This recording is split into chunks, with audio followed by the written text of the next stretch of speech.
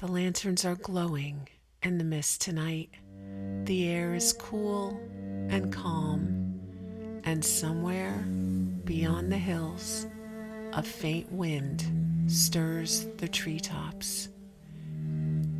Here, in this quiet corner of the world, there is nothing you need to do, no one waiting for answers, no clock to watch, just the steady hush of stillness gathering around you. So come in, step softly, and let the weight of the day climb gently from your shoulders. The fire is waiting. Let us sit for a while and begin.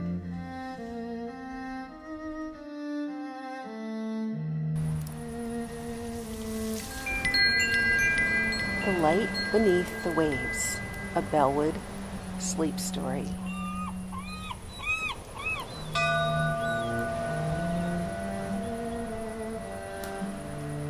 The fire is lit, the village is sleeping. Let us begin.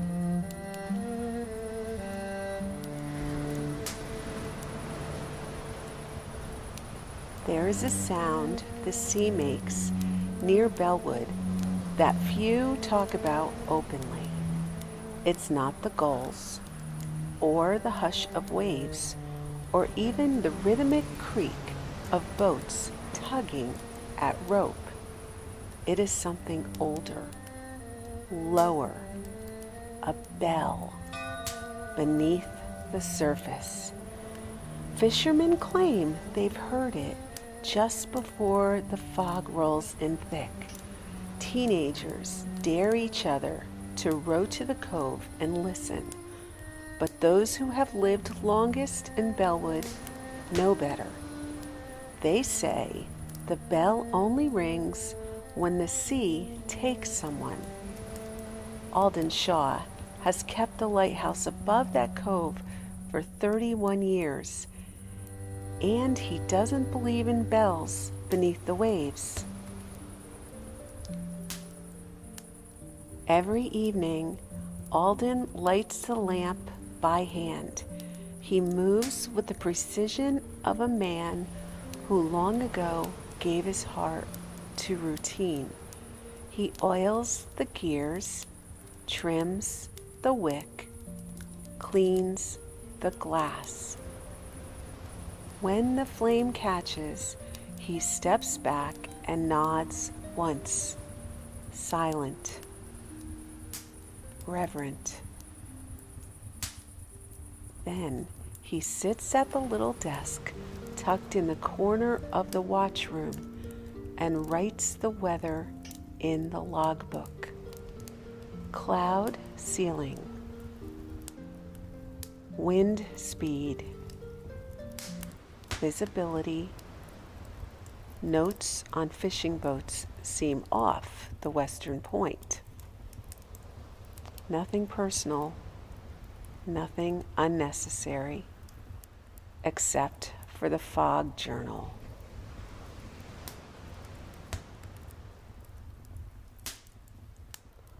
The fog journal is not required.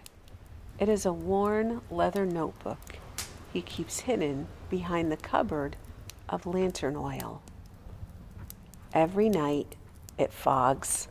He opens it and he writes to her, to Miriam. She died 17 years ago in early spring when the crocuses bloomed against the frost. She was a painter. She loved the sea. She used to say fog was God's way of telling stories sideways. Alden never understood what she meant, but he writes her anyway. Just a few lines, every fog. Saw the red sails again today. I think they fish deeper now. The storm washed up a scallop shell. I left it on your windowsill. The fog was thin, like you barely left. He brews tea. He eats supper. He checks the lamp again at midnight. He does not expect more from this life. But life, as it happens, is not done with Alden Shaw. Not yet.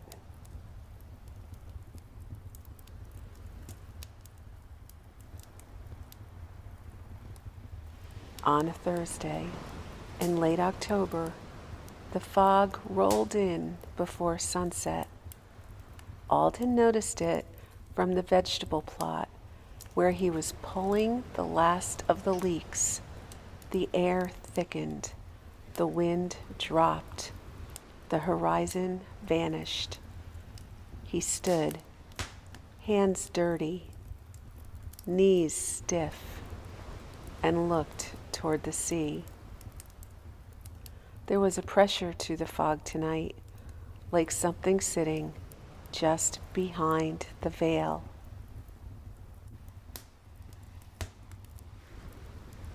He washed up, lit the lamp, and noted the weather. Then, as was his way, he pulled the fog journal from behind the oil tins.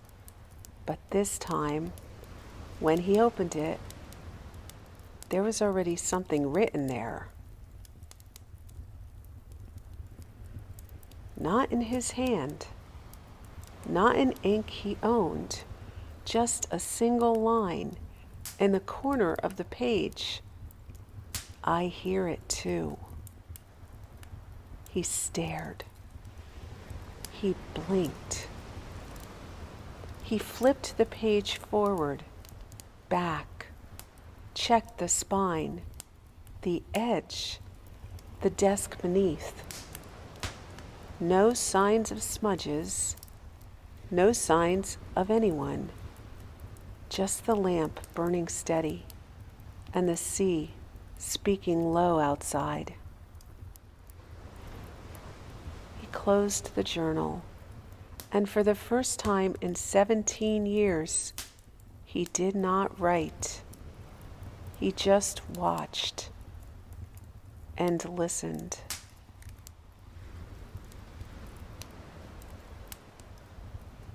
At 3:30 in the morning, Alden heard footsteps. They came slow and steady, crunching over the gravel path that wound from the base of the lighthouse to the sea road. He rose from his cot, pulse heavy in his ears, and pulled on his coat. The air was thick enough to swallow the lamp's beam whole. He opened the door, peered out, nothing, just fog and the thump of the tide.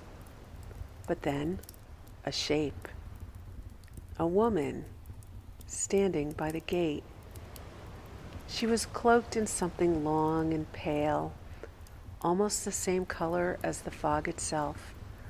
Her hair was pulled back, salt gray, and her hand rested on the post like she belonged there. She said nothing.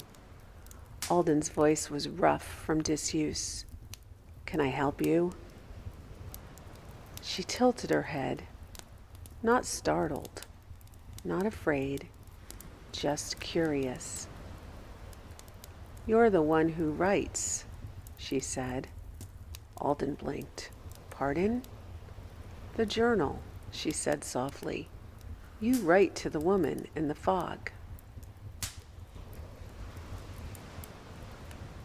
He stepped forward, instinct pulling him toward her, but she took a single step back. "I hear it too," she said, but she doesn't speak with words. "Who are you?" She didn't answer, only looked past him toward the lighthouse. And then, almost shyly, she reached into her pocket and handed him something. a scallop shell. Carved into its inside curve was a single letter, M. When Alden looked up, she was gone. Alden did not sleep. He sat in the lantern room, eyes fixed on the fog as it curled around the glass, as though it were trying to get in. He held the shell. It was real, heavy, still cool from the woman's hand. He had seen it, felt it. But who had she been? The next morning, the fog was gone. Sunlight laced the windows, weak and white, but enough to prove it hadn't been a dream. He flipped through the fog journal. The writing was still there. I hear it, too. He added no reply. Instead, he opened Miriam's paint box. He had kept it tucked away on a shelf under a linen cloth. The hinges were stiff with salt. Inside, the brushes lay exactly as she had left them, some still tinted at the tips with blues and ochres. Tucked in the bottom was an unfinished watercolor of the cove, and faintly, in the mist above the water, barely visible, a bell. He sat back. Miriam had painted it long before she died, long before anyone had ever spoken of the bell.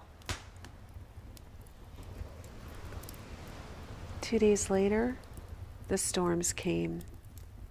Not the kind that shout, but the kind that whisper long before they arrive. The air grew heavy, the waves restless, and in the old pantry beside the root cellar, Alden found a relic he hadn't seen in years. A widow's weather glass. It had been Miriam's, a narrow bottle of blown glass, sealed with wax and brine that shifted colors as the weather changed. She used to keep it by the window, and it called it her oracle. He held it now in the lamplight. The water inside was swirling with little threads of white. He didn't remember what that meant, but something in his bones did.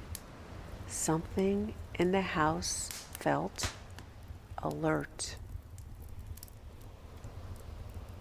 He lit a second lamp, checked the radio, though he had never used it. Boats were coming in fast from the northeast. He saw them, dark silhouettes against the lowering sky. He watched them disappear behind the sea rocks, one by one. Then the bell rang.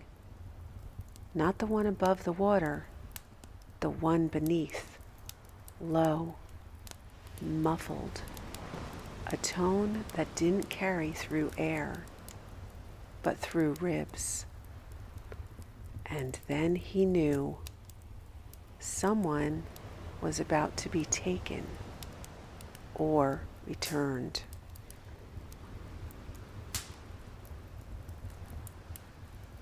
By dawn the next day, the sea was almost still. The storm had passed without incident, or so it seemed. But Alden knew better. He'd sat by the lantern all night, the widow's weather glass glowing with clouded threads, the bell's low hum still resting in his sternum like a held breath. And as the mist parted over the water, He saw it, a red sail. It cut a quiet figure against the silver gray of the sea, too old, too weather-worn to belong to any of the local boats, but unmistakable. He'd seen it before. The red sail had belonged to Thomas Fielding, the last man Miriam painted before she died. A quiet fisherman, widowless, vanished 3 winters ago in a squall that left no wreckage, only speculation. No one expected him back. But there he was, at least a boat that looked like his, drifting toward the harbor with no oars. Alden grabbed his coat and made his way down the narrow cliff trail, boots slipping on the wet shawl. He reached the cove just as the boat touched shore. It was empty. Not a soul aboard, just a folded wool coat, still damp, and a pewter flask tucked into its pocket. The same flask Thomas used to pass around after services. Alden crouched. Tied to the tiller with twine was a small bundle, oilcloth wrapped tight, the edges carefully sealed with wax. He opened it.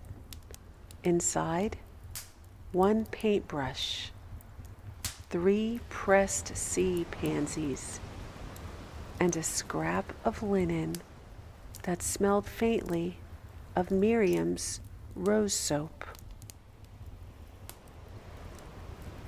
He did not speak. He only carried the bundle back to the lighthouse, placed it in Miriam's old drawer, and made tea. Not everything could be explained, but some things he had decided didn't need to be. The sea returned what it wished and took what it must.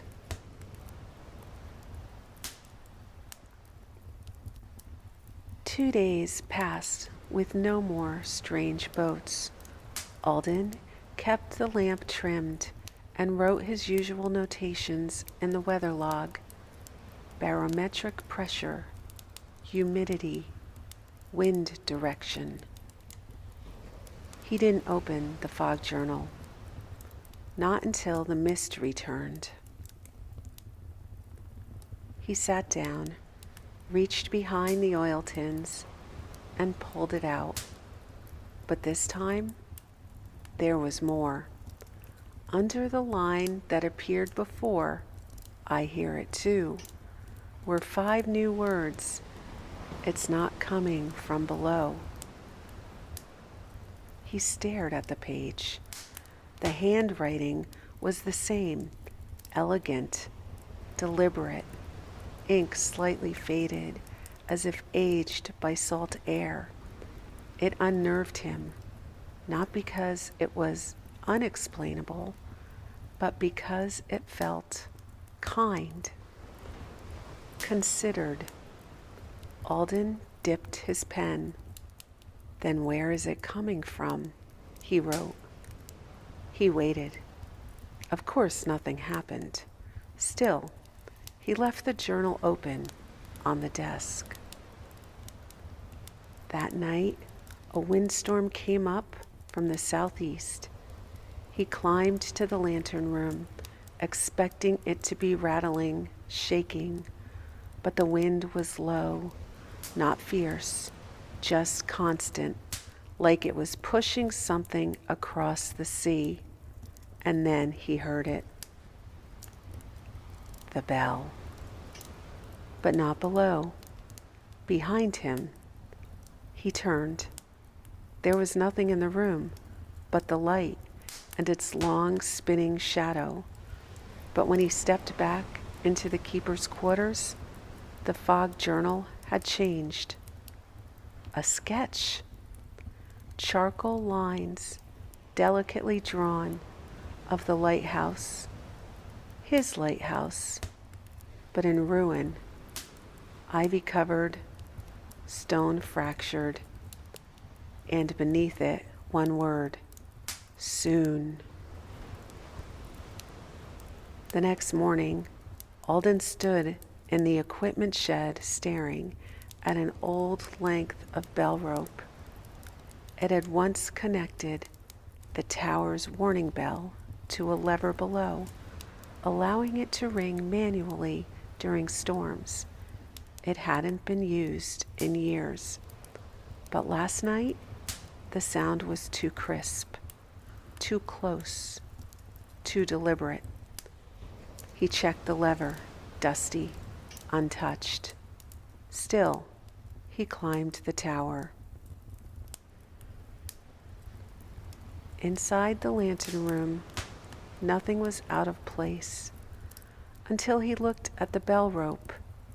It had been retied. A mariner's knot, elegant, intentional. Miriam had been the one to show him that knot when they were young. She'd learned it from a cousin who sailed in Maine, said it was more beautiful than functional. They used to tie it in gift ribbons, but it had no business here. He loosened the window, looked down. On the narrow ledge below the glass, resting atop the stonework, sat a small seashell, delicate, pale pink, a scallop. Inside it, another note, folded carefully, tucked in dry. He opened it, written in that same familiar hand. It ends with the tide. He didn't understand, but the tide was turning. He could feel it.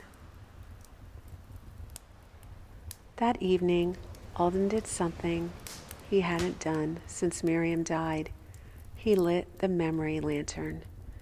It was a tradition he had once dismissed, something Miriam picked up from older women in town who claimed it helped guide thoughts to their rightful places.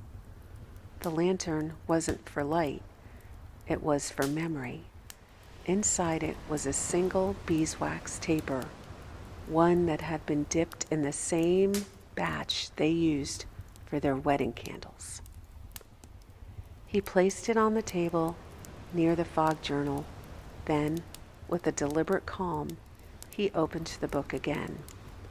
There was a new sketch, a tree, barren, windswept, perched on a cliff. Beneath it, a gray marker. No name, no date, just the shape of the tree. He knew it.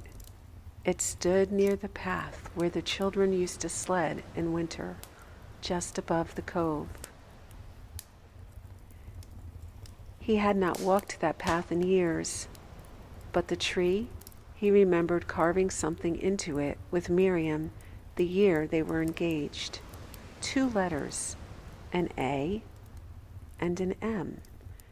He left the lantern burning and made his way outside. The wind had shifted, cooler now, the tide nearly full. As he approached the tree, something caught his eye.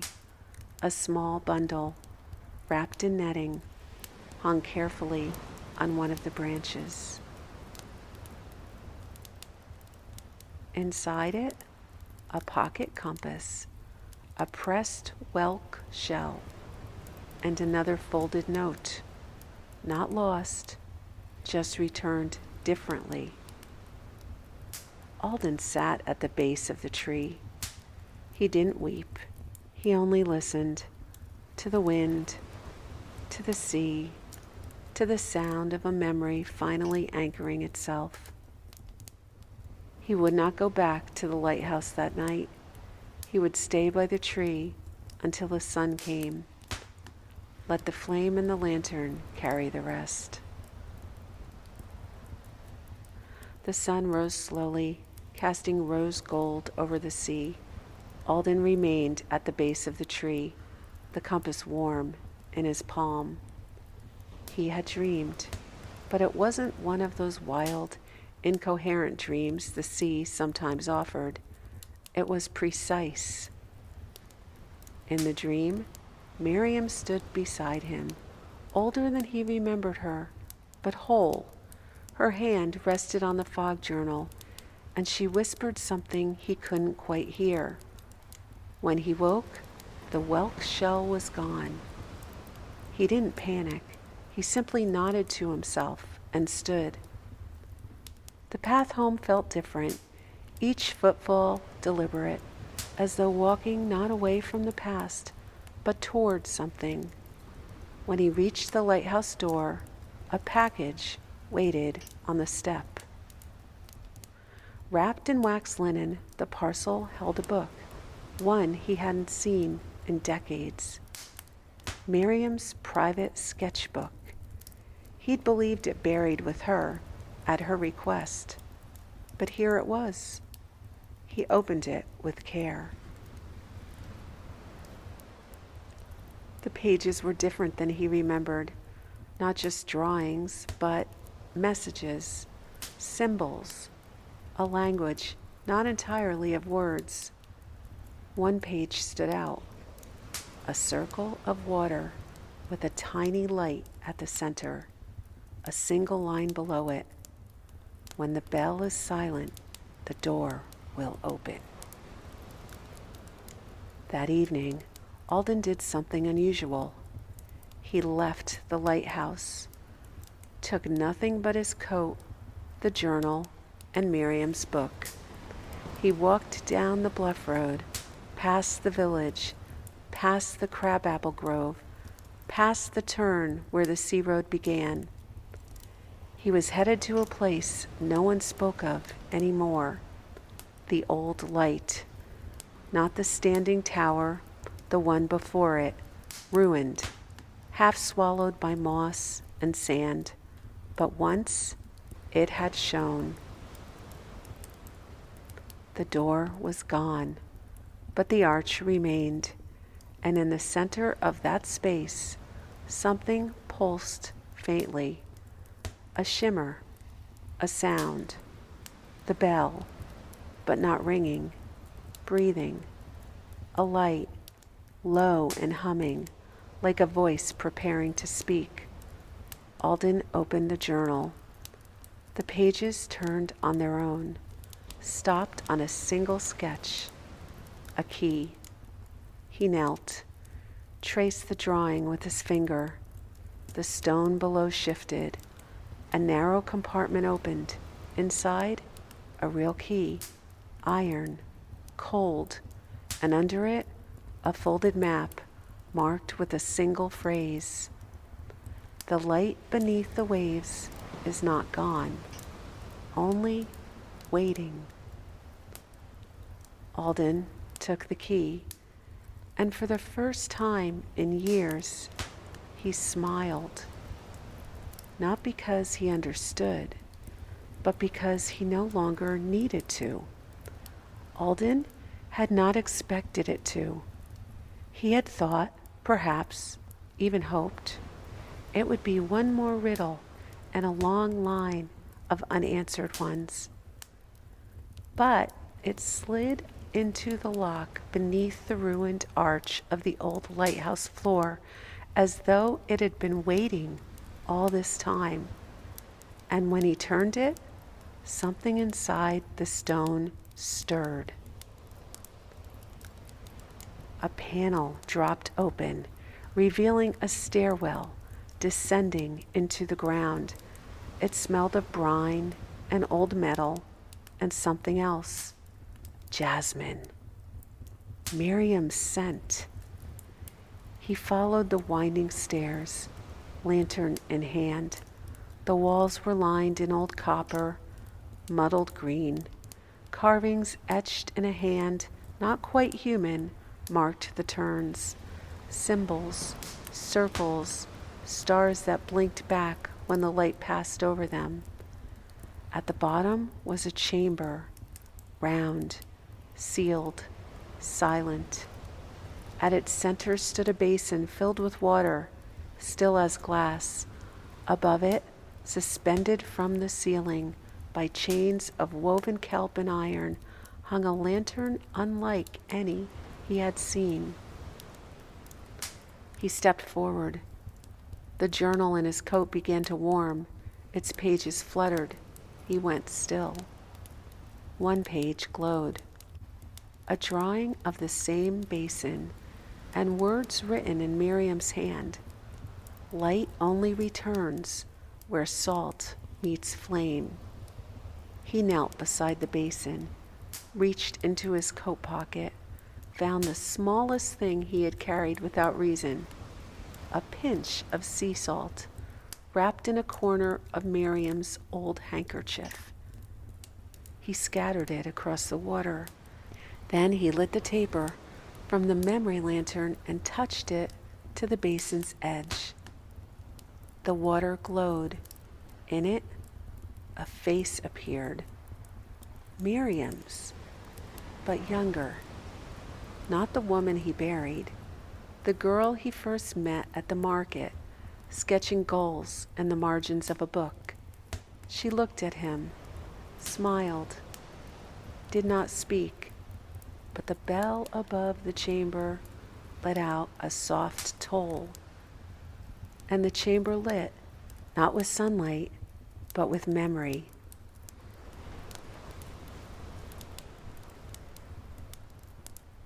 Drawings on the wall illuminated themselves, scenes from their life, their wedding day, the first storm in the lighthouse, a tiny sketch of their daughter who had only lived a few days.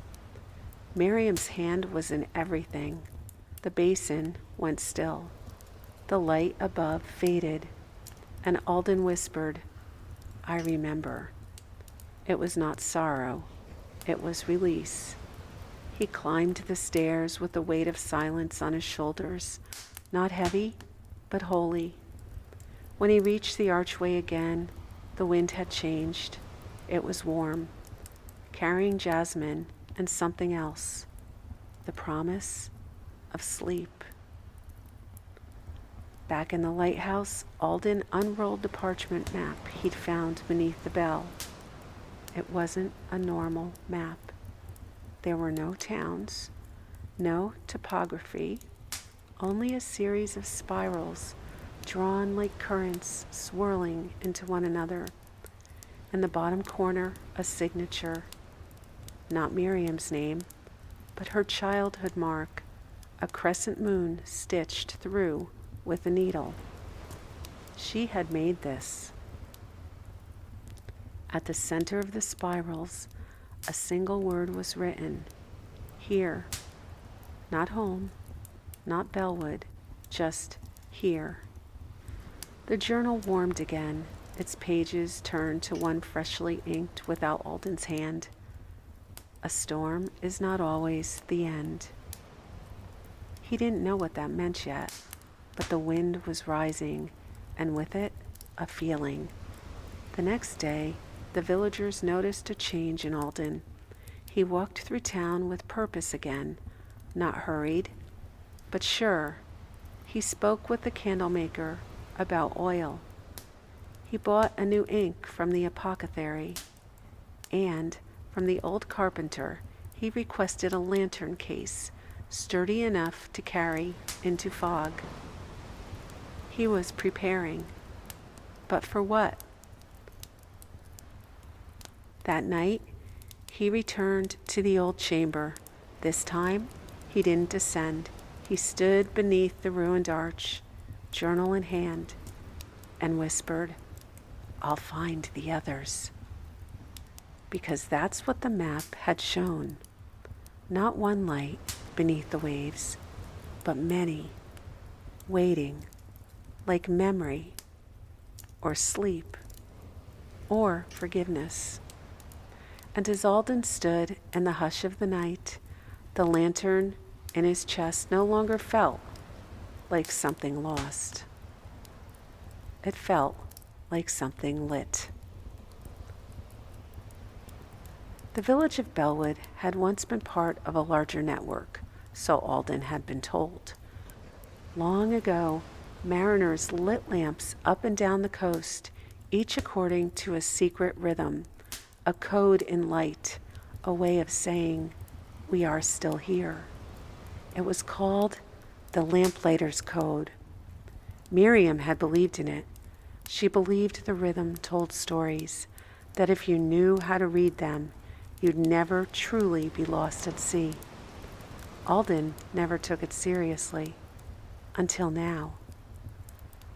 The map was not just a guide, it was a score. Each spiral, a verse. Each crescent notch, a beat. He remembered Miriam tapping her fingers along the window pane during storms. He thought she was nervous. She wasn't. She was counting. That night, he climbed to the top of the lighthouse with 6 lanterns. He hung them on long brass arms from the outer rail. Then, with the journal in one hand and the map in the other, he began to light them in rhythm. 3 quick, 1 long, 2 short. Pause. Repeat. From the harbor below, an old fisherman raised his eyes. "A message," he muttered. "Haven't seen one of all those in 30 years. By midnight, the whole village stood on the bluff, not speaking, just watching. Because far off, beyond the headland, another light answered. Just one, but enough. Alden smiled. Not everything was lost. Some things were just waiting for the right light. In the early morning hours, after the light had stopped flashing and the crowd had gone home, Alden returned to the ruined chamber beneath the lighthouse. There, cradled inside the mouth of the great iron bell, he found an envelope. It was yellowed, sealed with wax, and bore no address. Only one word, written in delicate script. Alden. He opened it slowly. Inside, a letter in Miriam's handwriting, faded but unmistakable. My dearest, if you are reading this, then somehow the sea has returned you to me. I never truly left. I've only been waiting for you to see what I could not explain. That love, like the tide, goes out, but it always returns in some form. There are more lights, Alden, more places where the rhythm still waits. This is not the end. It's a beginning. Follow the currents, trust the spirals, and never stop lighting the way for others. I'll be in the next one. M. Alden folded the letter and placed it into the fog journal. Then he climbed the spiral steps to the lantern room once more. The glass was fogged, but he didn't wipe it clean. He wanted the light to scatter, to spread. He lit the lamp. 3 quick, 1 long, 2 short. The rhythm of memory, of love, of return. Each morning now, Alden walked the narrow edge of the cliff behind the lighthouse, not to light a signal, but to search the sea, just to walk. It was Miriam's old path, the one she'd called the Keeper's Walk, a winding trail from the garden gate to a little cairn of stacked stones overlooking the sea. No one else in the village ever walked it. Too uneven, too remote, too exposed to the wind. But Alden walked it every morning. He had begun leaving small offerings at the cairn, not in the religious sense, in the remembering sense. A smooth stone with a swirl of quartz like a wave. A broken piece of driftwood shaped like a curled sleeping fox. A sprig of dried thyme tied with thread from Miriam's own spool. Each object a memory, each memory a light, and each morning, as he placed one more piece upon the growing pile, he whispered the same words, "I'm still here." The villagers started to notice, not just the lights, but Alden himself. They saw how he moved differently, spoke gently, listened deeply. Children followed him to the edge of the bluff some evenings. He'd let them help polish the lantern glass. Elders brought him bread and asked if he would read them old letters aloud by the sea. He was no longer the man who had lost. He was the man who remembered, and in remembering, he had returned. The lighthouse glowed each night now, even on calm seas, because someone might still be watching, and someone always is. It appeared one morning, tied loosely in the dock at the harbor's end, a small fishing boat, old, salt-scuffed, and utterly unfamiliar. No name etched into the stern, no gear aboard, just a woolen blanket folded neatly over the bench and a sprig of rosemary pinned to the bow.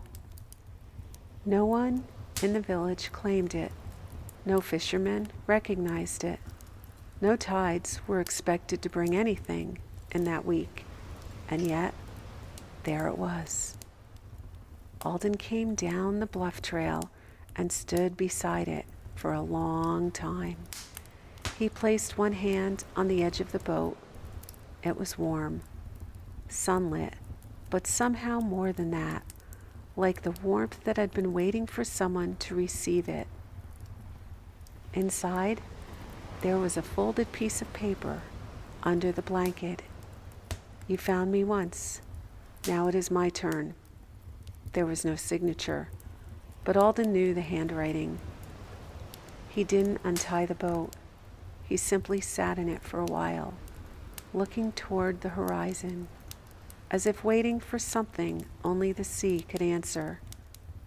The lighthouse behind him stayed lit all morning, not for safety, but for welcome, just in case another traveler might be on their way. That night, Alden returned to the lighthouse with the folded note still in his pocket. He took down the leather-bound journal Miriam had left for him, the one he hadn't dared write in since the storm passed. It felt too final, too sacred, like finishing it would end something he wasn't ready to lose. But now, the boat had stirred something, a shift, a calling. He opened to the first blank page and began. The sea gave something back today, not a soul, not a sign, just presence, and that was enough. The rosemary had not wilted. The blanket smelled faintly of home. I sat in that boat until the sun leaned too low to ignore. I did not dream last night, but I remembered. Is that a kind of dreaming too? Each night that followed, Alden wrote, not because he was trying to document, but because it anchored him. Sometimes the entries were long, other nights, just a line. Fog thick tonight, bell quieter than usual, listening anyway. Or, I miss the sound of her brush on paper. One evening, a new entry appeared, written in handwriting not quite his own. Lightkeepers do not wait. They remember. They send light ahead. That is the task. He paused. He blinked, but the words did not vanish. He placed the journal on the windowsill by the lantern, and for the first time in years, he slept until dawn without waking. The days shortened, the wind sharpened, and Alden kept the night watch, not because it was needed. The harbor was quiet, no storms, no vessels overdue, but because something had shifted since the arrival of the boat. A presence, a noticing. He lit the lamp earlier each evening now, trimmed the wick with extra care, cleaned the lens until it gleamed like memory. Sometimes he spoke aloud to no one. Other nights, he sat in silence with a mug of tea, watching the beam of light cut across the waves. Each rotation felt like a promise. I am here. I am watching. You are not alone. One night, the beam caught a figure down at the bluff, not moving, just standing in the wind, too far to make out details. No lantern, no dog, just stillness. Alden leaned forward. Then the clouds passed, and moonlight poured across the land. The bluff was empty, but in the journal that night, a new line appeared. You kept the light, so I could follow it. He exhaled, closed the book, and left the lamp burning an hour longer than usual, just in case someone else was watching.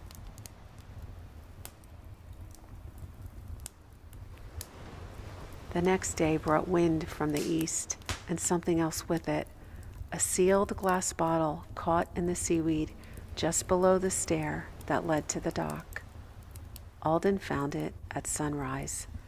The bottle was narrow, green-tinted, with a wax-sealed cork and a note inside, tightly rolled and tied with faded blue twine. He held it up to the light. Inside, the note read, "To the one who keeps the fire, thank you. We saw the light from 3 nights out and knew land was near. We have no names you'd recognize, but we remember your coast."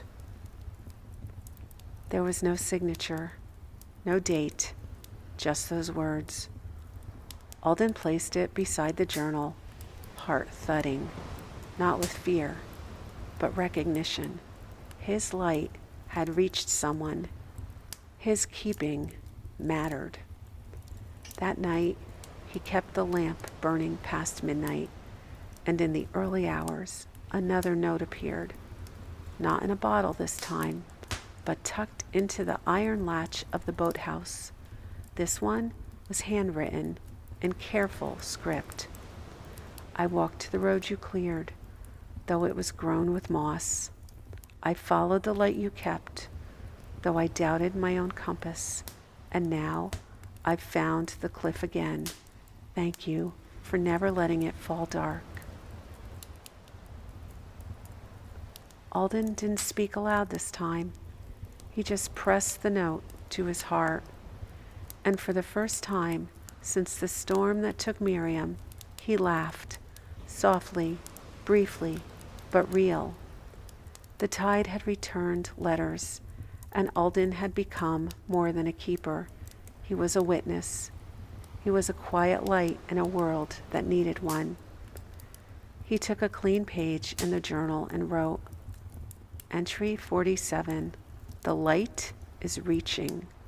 Even now, when the sea is still, even now, when no sails are on the horizon, someone is watching, someone is remembering. I will keep the flame. There came a day, rare and windless, when Alden decided he would not climb the tower.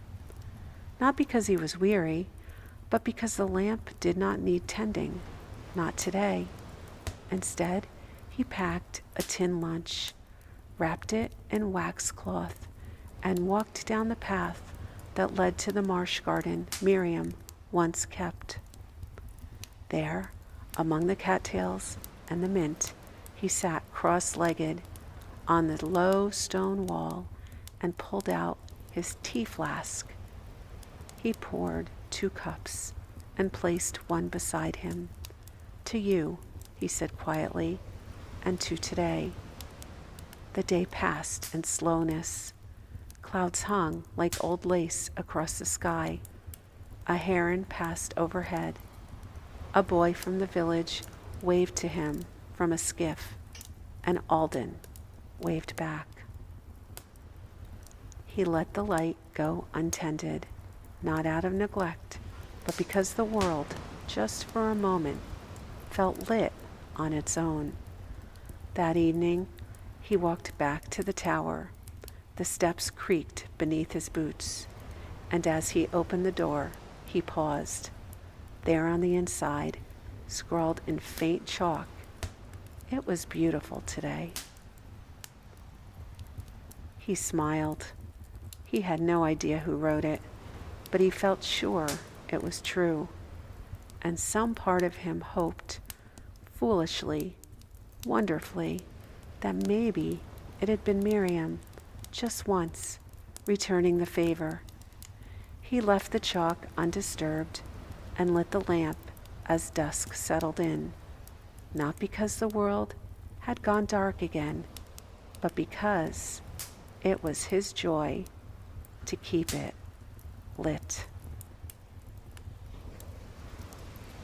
It was just past the equinox when Alden noticed the flicker, a faint pulse of light in the northern dunes, low, rhythmic, as if someone were walking with a lantern and then pausing. He watched it for 3 nights, always the same time, always the same rhythm. On the 4th night, curiosity bested patience. He pulled on his coat and took the long path down to the sea line. The lantern flicker stayed steady. And when he crested the dune, he saw her. A girl. No, a young woman, walking barefoot, trailing the light behind her like a thought she hadn't spoken aloud. She did not startle when she saw him. "I thought you might come," she said. "The lighthouse sees everything." Her name was Nora. She was not from Bellewood, but her mother had been, and she came to the dunes each autumn to remember. Her mother had once loved the lighthouse keeper years before Alden had arrived. He was a quiet man too, she said. They walked without speaking for a long time. Then Alden asked gently, "Why the lantern?" Nora smiled. "Because she used to say that love, when lost, will always try to come back by light." They parted near the marsh, each heading home. The next night, Alden saw 2 lanterns on the dune, and neither of them was his. By late October, the morning mist began to burn off sooner. The days grew crisper, the sea brighter. Alden started finding envelopes slipped under the lighthouse door, each sealed with a dab of blue wax and stamped with the faint outline of a lighthouse bell. No names, no addresses, just notes, observations, memories, hopes. Today I forgave myself. I saw my father in the fog, just his coat. That was enough. I remembered the scent of salt and soap in her hair, and I finally wept. He read each one slowly, as though tasting them. and then carefully tucked them into the back of Miriam's sketchbook. He never saw anyone deliver them, but the lighthouse had begun to feel watched, not by ghosts, not by memory, by something gentler, curious, maybe grateful. He began to leave things out for them: a clean cup on the windowsill, a sprig of sea lavender, a blank page and a pen. They never took the offerings, but the letters kept coming. And in the margin of one, just once, someone had written, "You are not the only one keeping the light."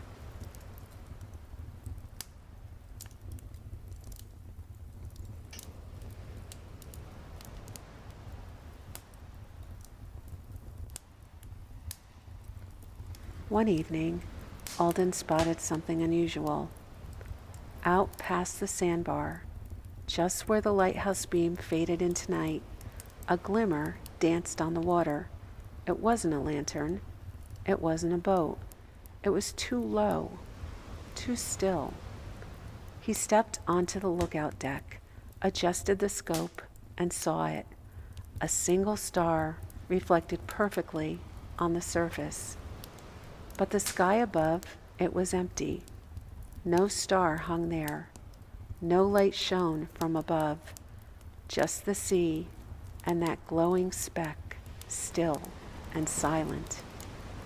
He climbed down to the rocks and followed the path until it vanished in wet sand. The tide was high, the wind quiet, and still the light floated. As he approached, the water parted gently around it, as if it too remembered him. He knelt, and the star, closer now, became a pale glass orb, no larger than an egg, glowing from within.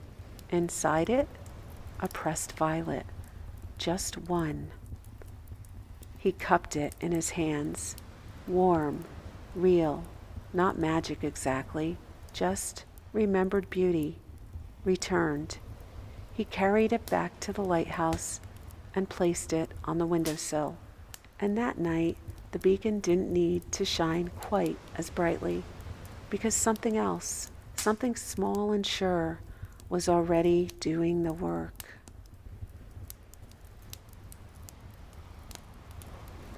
One rainy afternoon, Alden noticed an old cottage on the far cliff, blinking a soft golden light from behind its salt-blurred windows.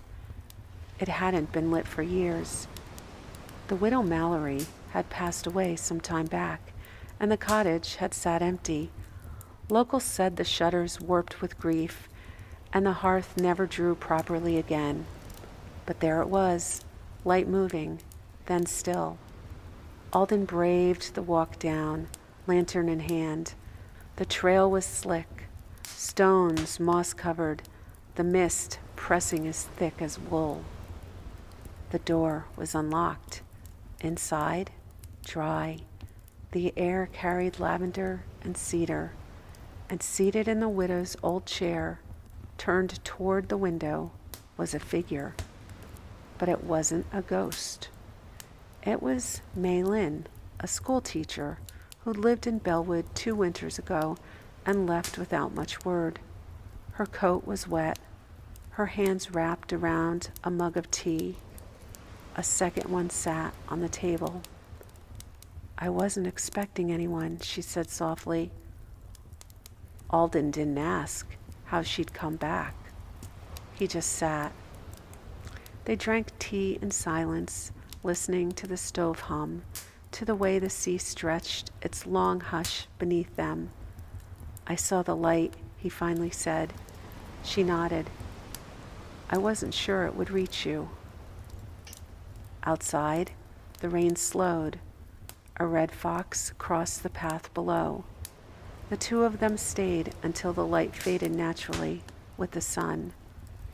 And when Alden walked back to the lighthouse, he found a pressed violet tucked inside the empty teacup he hadn't used.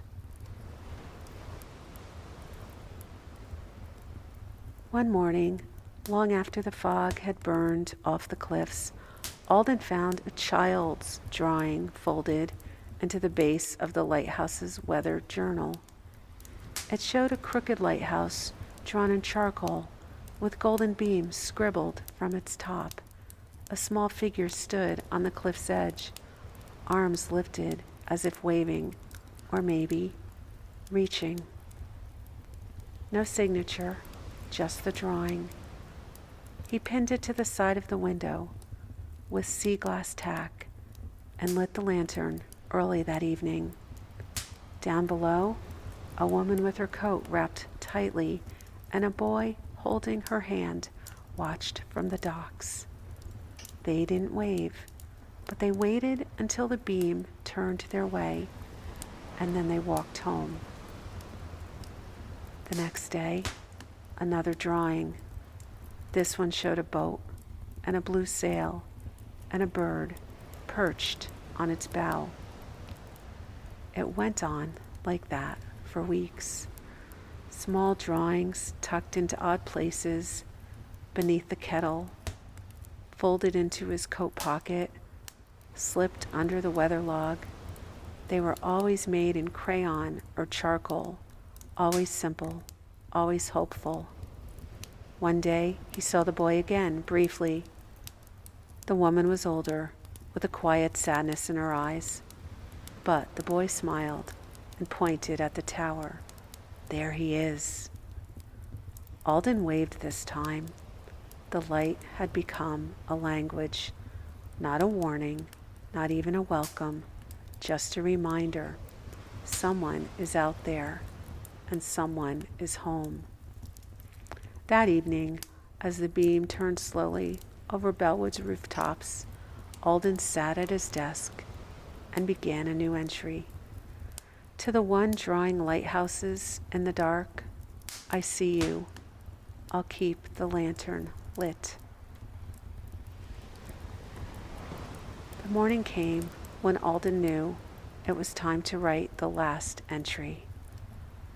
It wasn't that he was tired, though he was, or lonely, though he had been. It was simply that the light no longer felt like it belonged to him. It was being held quietly by the village now, shared. He rose before the gulls stirred. The kettle hadn't yet begun to sing. He opened the weather journal, touched the frayed leather spine, and dipped the pen. For the next keeper, there is nothing to guard here but memory, nothing to measure but light, nothing to fear but forgetting. But should you ever feel lost in the night, strike a match, turn the lens, and remember, someone once stood here, too. He left his key wrapped in oilcloth by the bell pull, where only someone who understood the lighthouse would look. He packed very little, a sea journal, a broken lantern with one red pane, a drawing of a boat with a blue sail, and then he took the long walk down the cliff path. No one saw him go, but the light remained lit.